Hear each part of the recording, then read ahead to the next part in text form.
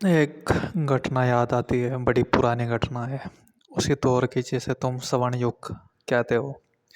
जैसे तुम राम राज्य क्या कर पूजते हो। एक आदमी था, नाम था शंभू, जाति से शूद्र था, अछूत था। उसका कसूर सिर्फ इतना था कि वह जंगल में एक पेड़ के नीचे एकांत में बैठकर आंखें बंद करके तपस्या कर रहा था। उसने किसी की चोरी नहीं की थी, उसने किसी को मारा नहीं था, उसने किसी का धन नहीं लूटा था। वह बस अपने भीतर के परमात्मा को खोजने की कोशिश कर रहा था।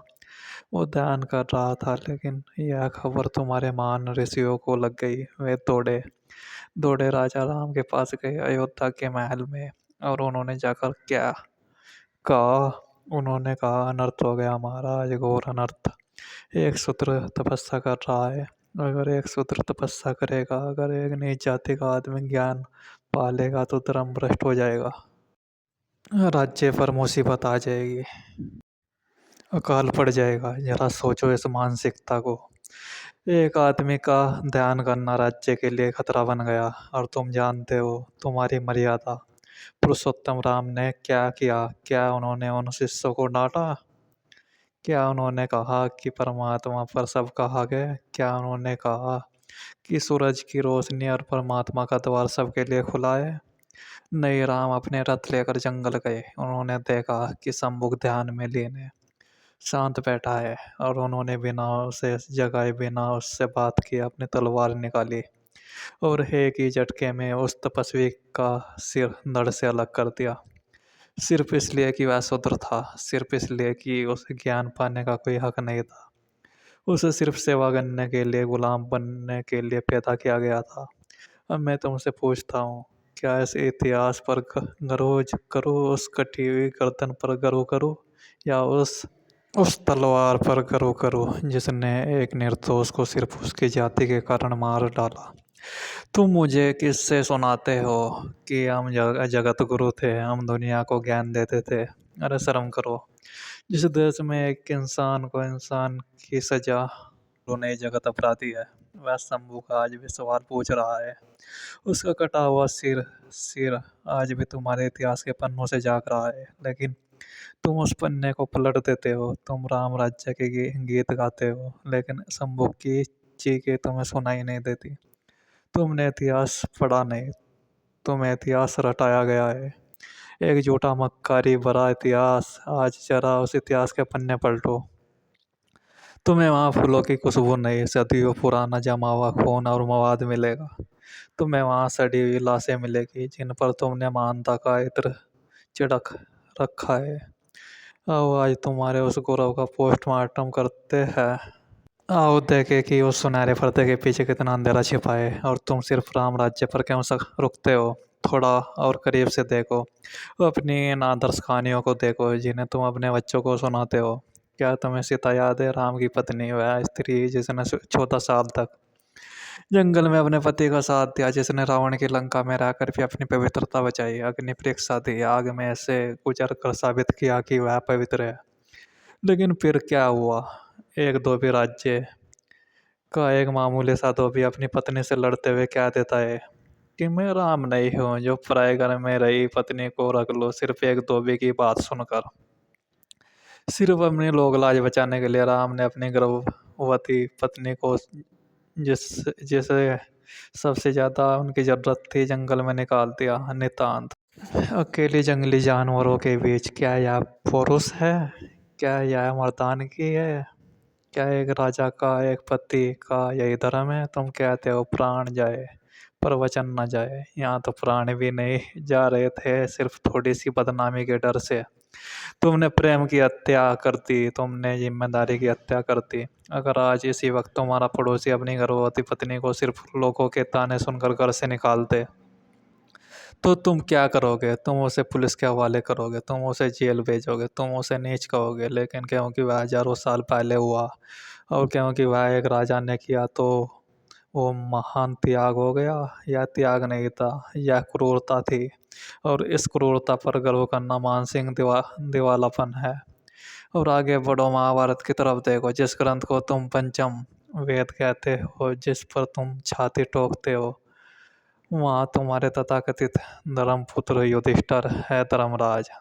और धर्मराज क्या कर रहे हैं? वे जुआ खेल रहे हैं। किसके साथ? शकुनी के साथ। और जुए में उन्होंने क्या दाम पर लगाया? पहले अपनी जागीर हारी, फिर अपने भाई हारे, और जब सब कुछ हार गए तो उन्होंने अपनी पत्नी को, द्रौपदी को, दांव पर लगा दिया। जरा सोचो, इस विक्षिप्तता को जरा ठिठक कर सोचो। एक स्त्री तुम्हारी अर्धांगनी, क्या वह कोई वस्तु है?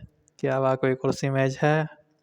क्या वह सोने की असरफी है जिसे तुम जुए में हार जीत के लिए इस्तेमाल करो? यह कैसा धर्म, यह कैसी नैतिकता है? और उस बड़ी सभा में जहाँ विषम पिता मैं जैसे ज्ञानी बैठे थे, ब्रह्मचारी विषम, जहाँ द्रोणाचार्य जैसे गुरु बैठे थे, जहाँ धृतराष्ट्र जैसे राजा बैठे थे, वहाँ एक स्त्री को, राजकुल की वधु को बालों से पकड़कर कर घसीटा जा रहा था।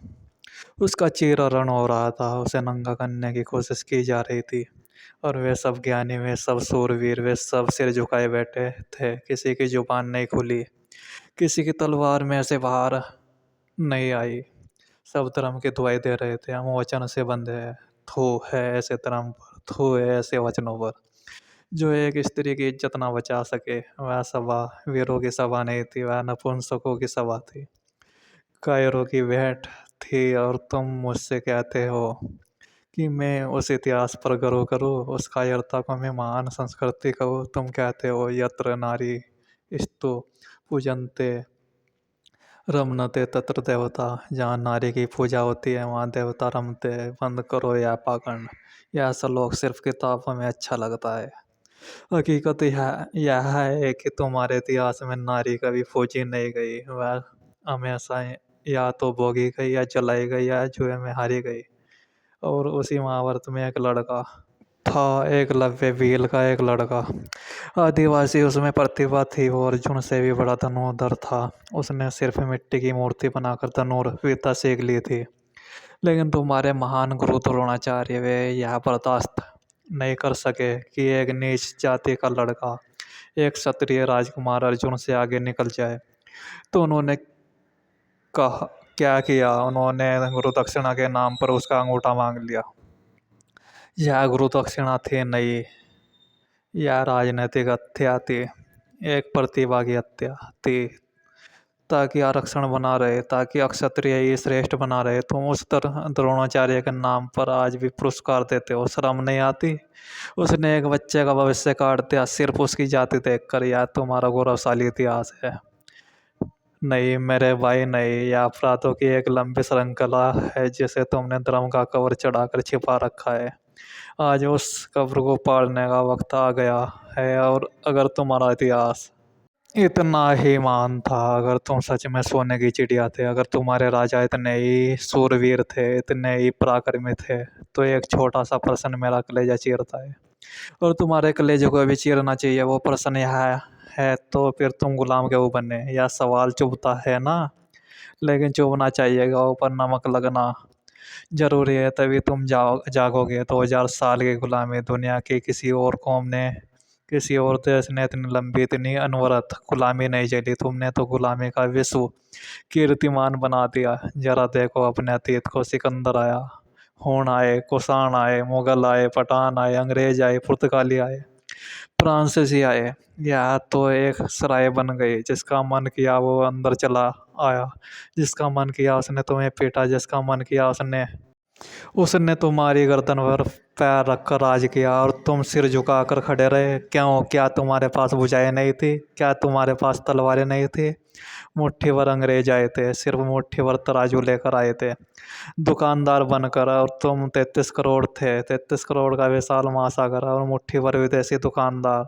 और तुम हार गए। 33 करोड़ लोग मुट्ठी भर लोगों के सामने घुटने टेक दिए। और आज तुम अपनी मूंछों पर ताव देकर कहते हो हम वीर थे। तुम वीर नहीं थे, तुम मामूर्ख थे। तुम्हारी हार का कारण बहुत नहीं था, बाहर नहीं था। तुम्हारी हार का कारण तुम्हारे भीतर था, तुम्हारी अपनी समाज व्यवस्था में था। तुम बटे हुए थे, तुम खंड खंड थे। तुम्हारी यह सड़ी गली वर्ण व्यवस्था, इसने तुम्हें डुबो दिया। तुमने समाज को 4 टुकड़ों में बांट दिया। और तुमने नियम बना दिया कि हथियार उठाना सिर्फ क्षत्रिय का काम है। तो हुआ गया, समाज का 80%